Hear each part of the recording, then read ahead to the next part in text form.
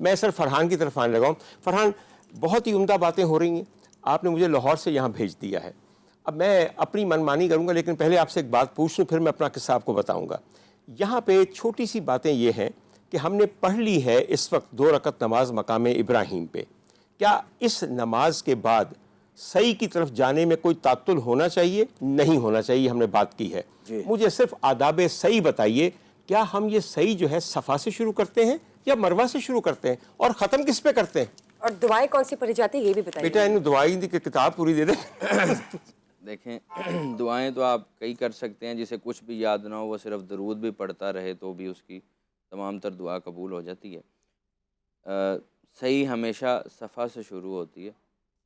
اچھا، اب ایک چیز ہے کہ آپ صفا سے مروہ آئے، اور مروہ سے جب واپس آپ صفا جائیں گے تو آپ کی ایک صحیح مکمل ہوگی. یہ ایک چکر ہے. ممکن ہے بعض لوگ یہ سمجھیں کہ یہ آگے ایک ہو گیا، مروہ سے صفا پھر دوسرا ہو گیا، صفا سے مروہ پھر تیسرا ہو گیا. نہیں، ایسا نہیں ہے. آپ نے جو پورا ایک راؤنڈ سمجھیں اس کو، آپ نے واپس جہاں سے جس نقطے سے آغاز کیا اسی نقطے پہ آپ نے واپس پہنچنا ہے.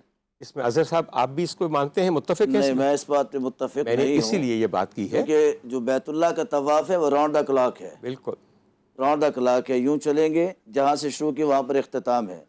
جبکہ صفا مروہ کا یہ کہ صفا سے مروہ تک ایک ہے، اور مروہ سے صفا تک 2 ہیں. صفا سے ابتدا کی ہے تو آپ کا آخری چکر یہ مروہ تک مروہ پہ مکمل ختم ہوگا. مگر یہ بات اس میں بڑی سادی سی بات میں آپ کو بتاؤں، جو آپ کا مسلک ہے، مقصد تو وہ ایک رکن پورا کرنا ہے اور اس فرور کے ساتھ کرنا ہے، یعنی کہ اس جوش کے ساتھ. آپ اگر یہ سمجھتے ہیں کہ 7 چکر صفا سے مروہ، مروہ سے یہ 2 چکر بن گئے، اگر آپ یہ سمجھتے ہیں کہ صفا سے شروع ہو کے مروہ، مروہ سے پھر واپس صفا، یہ 1 چکر ہے، یہ آپ کے مسلک آپ کی نیت کے مطابق قبول کرنے والا اوپر بیٹھا ہے. اس کی جھگڑے میں ہمیں پڑھنے کی ضرورت نہیں ہے. بالکل پڑھیں. صرف میں بتانا یہ چاہتا ہوں کہ صحیح ماؤں کو خراج اللہ تعالیٰ دے رہا ہے. اور صحیح کے بارے میں چھوٹی سی ایک آپ کو عرض کروں میں، یہ جو درمیان والا حصہ ہے نا، جہاں اوپر سبز رنگ کی لائٹیں لگی ہوئی ہیں، وہاں دوڑنا ہے یا کم از کم تیز چلنا ہے. تیز چلنا ہے. چونکہ حضرت اماں ہاجرہ علیہ السلام یہاں سے اسماعیل علیہ السلام کی پانی کی تلاش میں تھی، کبھی صفا پر کبھی مروہ کی طرف. درمیان میں چونکہ یوں جگہ تھی اس طریقے سے، وادی ہے نا بالکل پیالے کی طرح، اور پھر دوڑ کے آتی. اور ڈاکٹر صاحب یہ جو کعبۃ اللہ ہے یہ عین وسط زمین پہ ہے. وسط زمین، بالکل یہ قطب زمین ہے، پوری روئے زمین کا یہ مرکز ہے. بالکل. اور اللہ تعالیٰ نے حضرت ہاجرہ کے قدموں کے نشان کے متعلق فرمایا ان الصفا والمروہ من شعائر اللہ.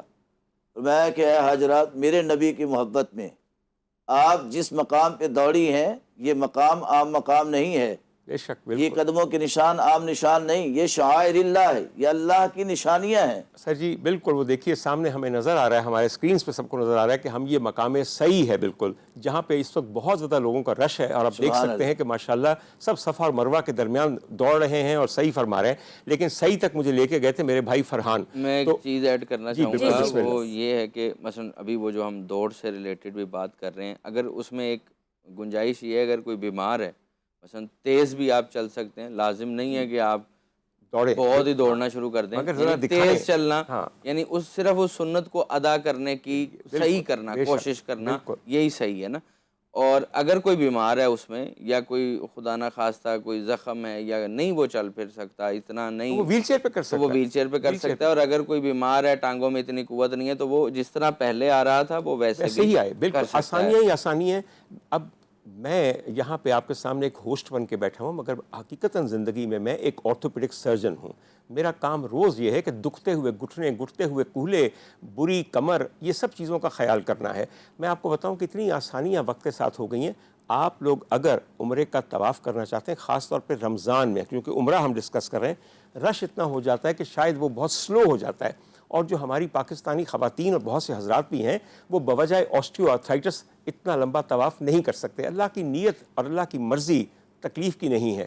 اب وہاں پہ مطاف مختلف لیولز کے اوپر ہیں. ہمیشہ سے ایک مطاف ایسا تھا کہ پچھلے کئی برسوں میں جس میں آپ ویل چیئر پہ طواف کرتے تھے اور آپ کے پیچھے آپ کا بیٹا یا کوئی سعادت مند اولاد وہ لے کے چلتی تھی. آج کل وہاں پہ بڑا عمدہ انتظام ہے. اور شاید آپ نے دیکھا ہو آج کل سکوٹیز ہیں، سکوٹیز ہیں، الیکٹریکل گاڑیاں ہیں، الیکٹرک گاڑیاں ہیں. مشکل صرف یہ ہے کہ جو دادی اماں وہاں سے بیٹھتی ہیں دینے سے، جب ان کو اسکوٹی پہ بٹھا دیا جاتا ہے تو وہ نائٹ رائڈر نہیں بن جاتی، ان کے ساتھ بھی کسی کو بیٹھنا پڑتا ہے، ورنہ ہر جگہ ٹکریں مارتے پھرتے ہیں لوگ. تو تھوڑا سا خیال کر لیجئے کہ آپ کس طرح چاہتے ہیں.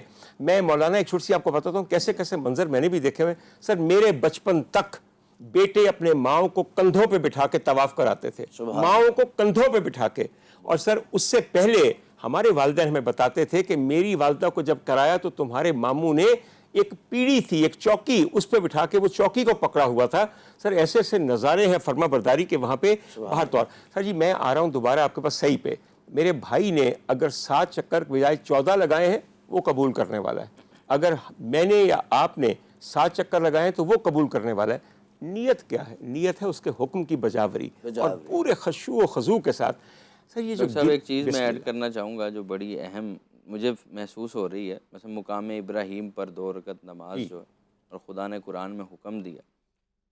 اچھا اب کعبے میں اور یہ جتنے بھی مناسک ہیں ان میں صرف ایک نہیں ہے پتھر، 3 اور بھی ہیں. جی ہاں بالکل بالکل. اب ہمارا دین اللہ کی عبادت اور پرستش سکھاتا ہے، کیونکہ یہ ایک ایسی چیز ہے کہ جس پہ اکثر لوگوں نے ہم سے بھی سوال کیا اور اعتراض ہوتا ہے کہ جی آپ لوگ پتھروں کو پوجنا تو آپ کے ہاں حرام ہے، تو آپ کے تو وہاں پر رکن ہے. مقام ابراہیم پتھر ہی تو ہے اور کیا ہے، اور حجر اسود پتھر ہی تو ہے. کیونکہ جو ناقدین ہوتے ہیں نا ان کا کام ہی یہ ہوتا ہے. بالکل.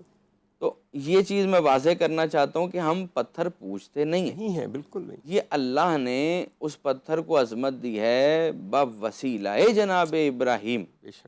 اچھا اب وہ جن 3 کو ہم مار رہے ہیں، ایک کو ہم چوم رہے ہیں اور 3 کو ہم جو رمی کر رہے ہیں، جو ساتھ ساتھ آپ کنکریاں کم از کم مارتے ہیں. اور اب تو ویڈیوز آ گئی ہیں، بعض حاجی اتنے جذباتی ہو جاتے ہیں وہ جوتیاں بھی اتار کر کے بلا مارنے لگ جاتے ہیں. شیطان کو دیکھ کر یقین کہ جوتی اتار کے ساتھ گالی دیتی ہیں، ایسی مارنے سے پہلے نشانہ مارنے، تیری ایسی تیری ویسی. ہاں اب اس کے متعلق بھی 2 روایتیں ہیں. ایک یہ ہے کہ جناب حضرت آدم جب پہلی دفعہ طواف کر رہے تھے اور اس کے بعد شیطان نے 3 مقامات پہ آ کے انہیں ٹوکا.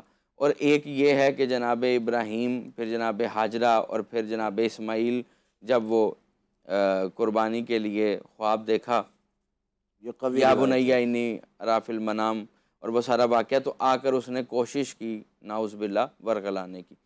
تو اس کی وجہ سے وہ 3 مقامات بنائے گئے اور ان پر خدا نے کہا اس کو کنکر مارو. بالکل. اس کا مطلب یہ ہے کہ اگر کوئی پتھر ہو کر بیت اللہ، صاحب بیت اللہ اور مولود بیت اللہ کی محبت میں ہے تو اسلام کی نظر میں لائق تعظیم ہے، تکریم ہے. بالکل. اور واجب قرار ہو گیا حج کے رکن ارکان میں.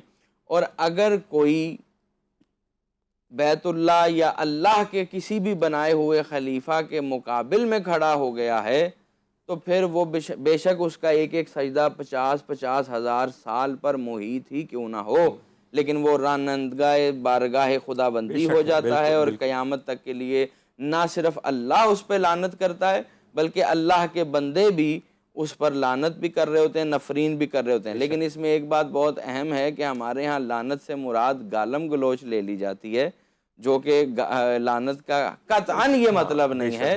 لعنت کا مطلب ہے اس کردار سے نفرت کرنا اور اس جیسی شخصیت سے دور رہنا، مغلظات اور فحش کلامی سے اپنے منہ کو آلودہ نہ کرنا. خواتین و حضرات، وقت کی تنگی آڑے آئی ہے اور ابھی تک ہمارا عمرہ مکمل نہیں ہوا.